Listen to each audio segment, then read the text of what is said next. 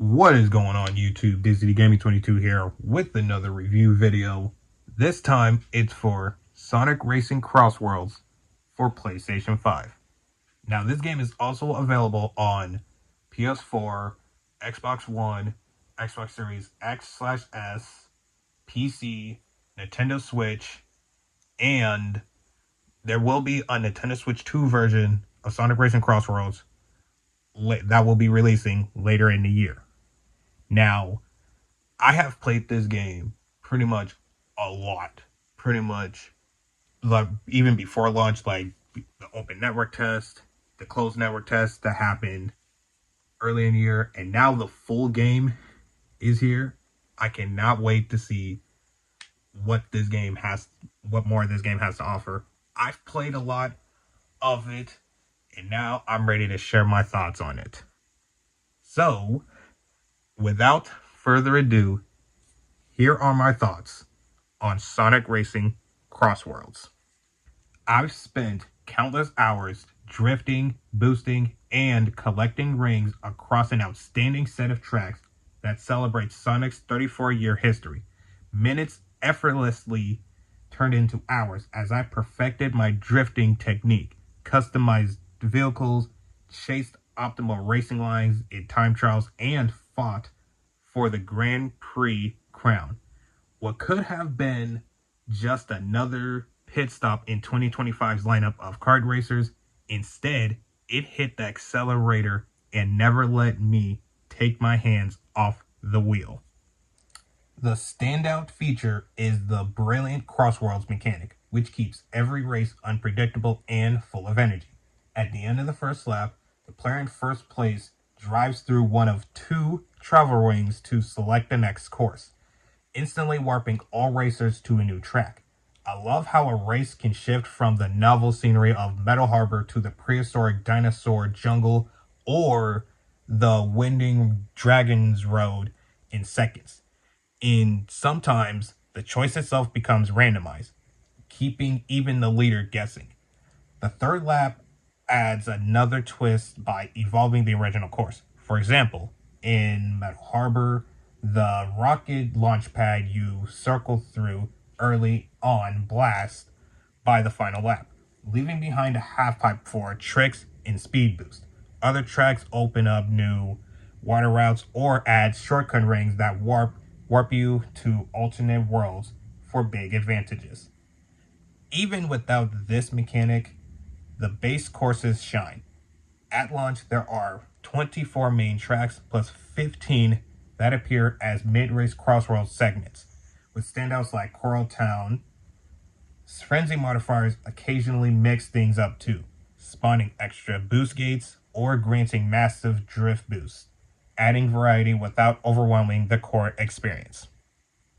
Customization runs deep thanks to over 30 gadgets you can slot into a 6-space gadget panel.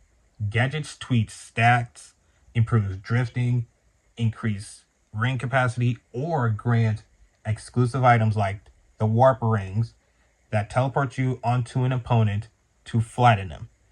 Building the perfect panel feels like solving a satisfying puzzle, with no wrong answers but endless strategies. Better yet, you can pre-build up to 5 panels and swap between them before races. This flexibility let me gear one setup for ring hoarding and another for aggressive item play. Depending on the mode, while skill remains the biggest factor, gadgets often make the biggest difference between first and fourth place.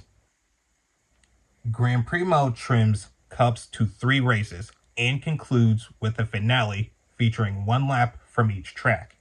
The stakes rise with the finale awarding extra points, keeping leaderboards tight until the last moment.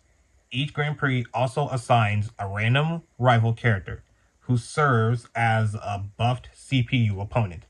They aren't just stat boosted, they throw out voice lines of frustration or cockiness during races. This added a fun layer of personality, and so far, the different rival/character combinations I've seen all had unique banter.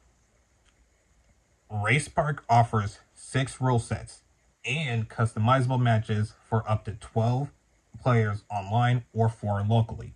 Modes range from standard free-for-alls to standard creative team competitions that stat reward collecting rings, colliding with teammates, or landing item hits.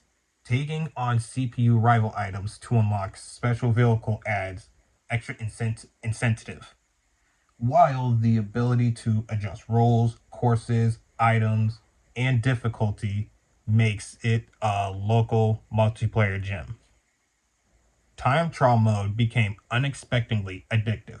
After chasing A ranks to unlock rewards, I found myself constantly tinkering with car parts, gadgets, and strategies to shave seconds off my times. Watching my ghost replays and experimenting with boost timing or stat trade offs drew me into more than I expected. Best of all, these chime trials unlock Sonic's classic music, such as soundtracks, which made every run even more rewarding. Online is straightforward but solid. You can race friends, recent opponents, or random players, while a fair play point system discourages quitting mid race. Matchmaking was quick, and all progress from online carried over, meaning I could use my earned gadgets right away. Players who stick to offline aren't left out either, since gadgets unlock naturally during the race count and rank progression. Overall, Sonic Racing Crossworlds is firing on all cylinders with 24 iconic characters, 24 main tracks, 15 Crossworlds segments, and an incredible soundtrack. It's the most complete Sonic racing game yet. The gameplay is fast, fluid, and endlessly customizable to fit any playstyle. Between Crossworlds, dynamic races, the depth of gadgets, and a variety of fun modes, it's a game I'll know I'll be playing for months with friends and by myself. If there's one thing missing, it's a proper single player story mode. But that's a small nitpick compared to everything else it does right. And that said, my final rating for Sonic Racing Crossworlds is a 9.5 out of 10. One of the best kart racers I've ever played, in a game I'm excited to see grow with future content.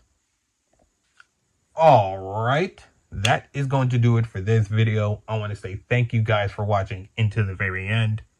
If you actually have this game, please let me know what platform that you have it for and what your thoughts on it in the comment section down below.